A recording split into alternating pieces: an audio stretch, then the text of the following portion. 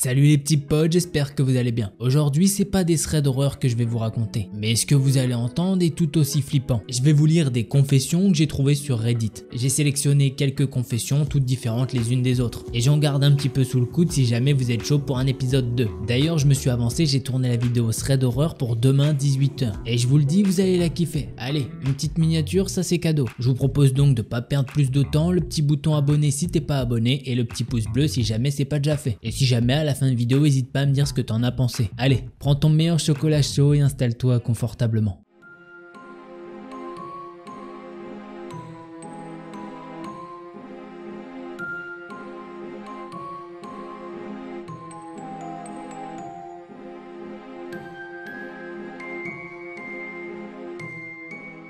Confession numéro 1. Il y a quelques jours, j'ai découvert que le gars qui m'a harcelé tout au long du lycée est mort. Et honnêtement, je ne pouvais pas être plus heureux. Mes amis me disent tous que je suis terrible d'être heureux, mais ils n'ont aucune idée de ce que j'ai traversé à cause de lui. Il m'a presque poussé au suicide et savoir qu'il est mort me rassure. Je me sens mal pour ses parents et je ne souhaite à personne de survivre à leur enfant, mais je ne peux pas m'en empêcher. PS, il y a eu pas mal de messages et j'aimerais clarifier des choses. Je n'ai jamais souhaité sa mort. Je sais qu'il était une personne terrible et qu'il a fait des choses terribles, mais jamais je n'ai souhaité que ce gars meure. Bon, première confession et déjà elle tape. Le gars qui l'a harcelé pendant le lycée est mort et lui ça le rend heureux. Je le précise maintenant, mais attention dans les commentaires, soyez pas trop virulents. Dites les choses comme vous le pensez, mais essayez d'arrondir les angles. Vous voyez ce que je veux dire? Allez, on passe à la confession numéro 2. Confession numéro 2. Je suis très réservé et je montre rarement mes émotions, qu'elles soient positives ou négatives. Il faut savoir que j'aime mon chien plus que n'importe quoi ou n'importe qui. C'est à lui que je montre le mieux mes émotions. Ma petite amie m'a récemment dit qu'elle avait besoin de plus d'affection. Elle sait que je ne montre pas mes émotions, et cela l'inclut généralement même si elle sait que je l'aime. Je n'ai pas les mains baladeuses, je l'embrasse quand c'est approprié, et je lui dis que je l'aime quand c'est approprié. Depuis cette conversation, j'ai pensé à mon affection pour elle comme je le fais avec mon chien. Je suis super excité de voir mon chien faire la fête quand je rentre à la maison. Mon chien veut constamment des gratouilles, donc je lui frotte toujours les épaules ou des bisous sur la tête. J'aime vraiment quand mon chien est enjoué quand je lui fais un bisou, donc maintenant je suis enjoué de voir ma copine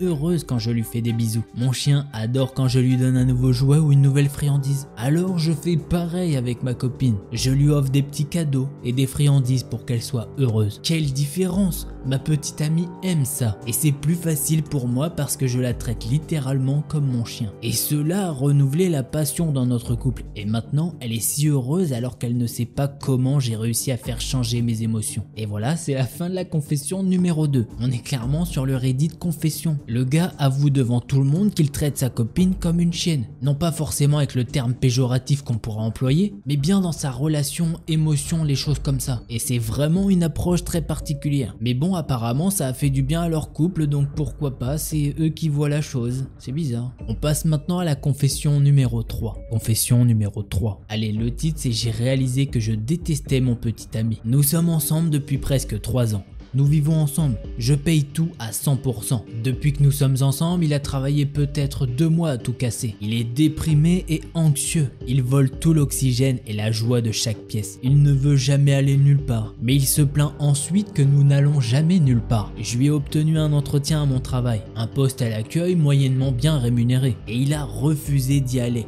en disant qu'il n'était pas prêt. Ensuite, il passe du temps à se plaindre de ne pas avoir de travail. Vous voyez un petit peu le genre. Tout dans nos vies tourne autour de lui et de ses humeurs.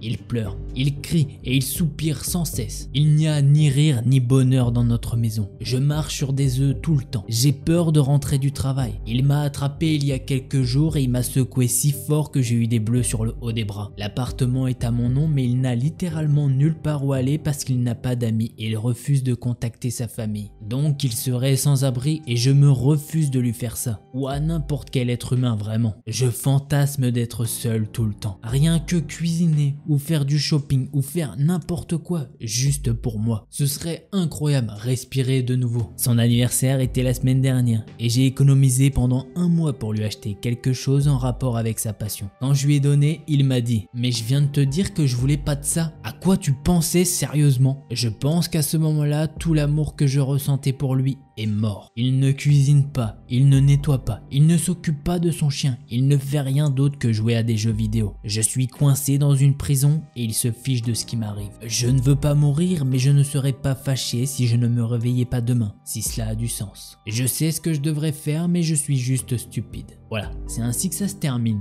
Et ben effectivement, cette femme, elle écrit sur le Reddit qu'elle le supporte plus et qu'elle aimerait bien se débarrasser de lui, mais que sinon il se retrouve à la rue. Et ça, c'est quelque chose qu'elle a pas envie de faire. Du coup, je pense qu'elle devrait lui faire un ultimatum ou l'aider dans des recherches pour un appartement ou quelque chose comme ça. Malheureusement, si ça gâche sa vie, bah c'est ultra dommage pour elle quoi. On va passer à la confession numéro 4. Confession numéro 4. Le titre, c'est j'ai conditionné ma copine. Mon ex utilisait un shampoing spécifique et au fil du temps, j'ai remarqué qu'à chaque fois que je sentais ce shampoing sur d'autres personnes, je pense automatiquement à elle et ça m'a fait penser à quelque chose. Pour ma petite amie actuelle, chaque fois que nous allons passer à l'acte, je mets une eau de Cologne que je ne mets que pour ces moments. Peu importe à quel point l'action est spontanée, je trouve le temps de mettre une bouffée à deux de ce parfum secrètement et de continuer. J'ai continué ça pendant quelques mois. J'ai mis ce parfum en étant dans la cuisine devant elle et je me suis assis dans le salon. Assez vite, après quelques minutes, elle est arrivée et elle a initié des moments sexy. Maintenant, je l'utilise occasionnellement. Je fais très attention à ne pas abuser afin qu'il ne gâche pas l'effet. Quand je veux obtenir, vous savez quoi, il fonctionne assez bien.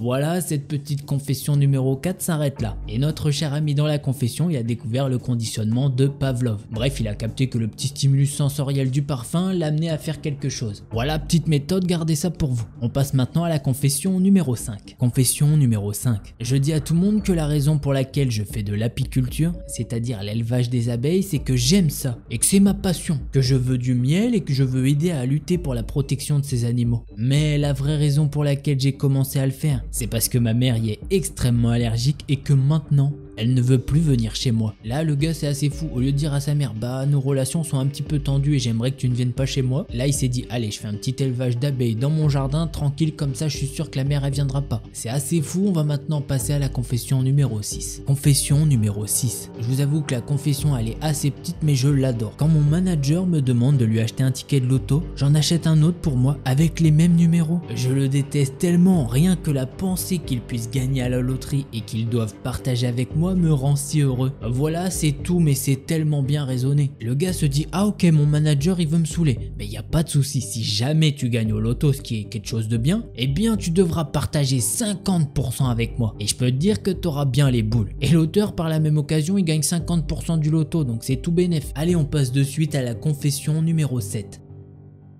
Le titre c'est « Je déteste par-dessus tout mon petit frère de 7 ans. Tout ce qu'il dit me répugne. J'ai 26 ans, alors oui, il y a une petite différence d'âge. J'ai passé beaucoup de temps avec des enfants et j'en ai jamais rencontré un qui se plaigne et qui crie sur tout et n'importe quoi autant que lui. Il a essayé de tuer ma petite sœur de 3 ans au minimum 2 fois. Une fois, il a tenu sa tête sous l'eau dans la piscine jusqu'à ce que je le voie faire. La deuxième fois, il a tenu un oreiller sur son visage jusqu'à ce que ma mère l'attrape parce qu'elle a entendu du grabuge dans le salon. Ma mère a essayé de le défendre en disant « Il a 7 ans, il est pas conscient de ce qu'il fait. » Mais je sais qu'il est conscient de ce qu'il fait. Il a reçu des cours de natation et il sait que tu ne peux pas tenir longtemps sous l'eau sans respirer. Il a des tendances manipulatrices qui prendraient trop de temps à décrire. Mais il a dit des choses qui m'ont blessé d'une manière que je ne peux pas pardonner. Le jour où nous trouverons des animaux morts sous son lit ou s'il se fait prendre un jour avec un cadavre, je suis prêt à dire à ma famille « Je vous l'avais dit pourtant ». Voilà, c'est ainsi que se termine cette confession numéro 7. Ce qu'on peut dire, c'est que son petit frère est vraiment très spécial et qu'on peut dire qu'il a peut-être même le démon. Et de ce qu'il en sait, son petit frère a tenté de tuer sa petite sœur par 2 reprises. Mais ça se trouve, il est pas au courant et il y a plus de tentatives que 2. Faudrait peut-être que les parents emmènent ce gosse voir un psychiatre. On passe maintenant à la confession numéro 8. Confession numéro 8. Le titre, c'est « Le karma fait bien les choses, papa et maman. Merci de m'avoir toujours mis au milieu de vos embrouilles quand j'étais enfant. C'est si triste que vous deux ayez trouvé amusant d'agir comme des enfants tout en me forçant à être l'adulte. Eh bien maintenant, les rôles ont changé. Vous êtes tous les deux vieux et vous avez besoin de quelqu'un pour prendre soin de vous.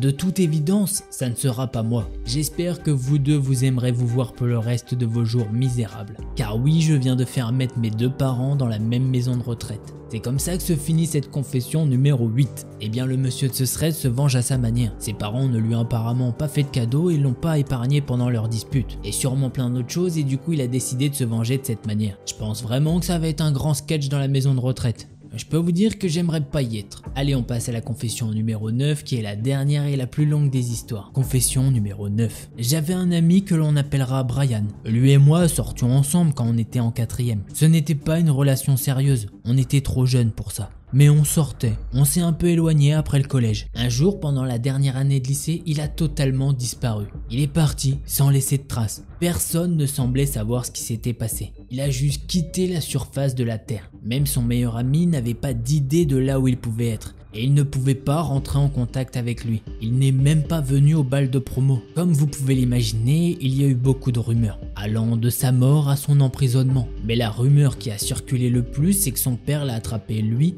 en flagrant délit d'acte 18+ avec sa mère. Je pensais que c'était une rumeur stupide puisque les gens adoraient ce genre de rumeurs croustillantes sans fondement. En plus, je connaissais Brian et sa mère et ça semblait pas probable. Ils étaient des gens normaux de la classe moyenne supérieure. Le fait qu'il soit allé en prison pour meurtre semblait plus probable que ça. De toute façon, après l'université, j'ai déménagé dans une très petite ville dans une région rurale à l'autre bout du pays, littéralement à des kilomètres de là où j'ai grandi, puisqu'effectivement j'adore les montagnes. Ce week-end, je suis allé à un magasin dans une autre ville où je ne vais pas habituellement. Devinez qui j'ai vu là-bas. Oui, il s'agissait bien d'eux. Et ils agissaient d'une façon très familière. Comme un couple. Ils ne se sont pas embrassés ou quoi que ce soit, mais c'était indéniable. Ils se tenaient la main, ils faisaient ce genre de choses. Et je les ai pas mal suivis dans le magasin juste parce que j'étais intensément curieuse. Et je les ai même suivis dans le parking histoire de les voir sans le masque. Et oui, c'était bien eux. Heureusement, ils ne m'ont pas remarqué. Il faut savoir que j'ai beaucoup changé et ce qui aide par-dessus tout, c'est que j'avais un masque et des lunettes de soleil.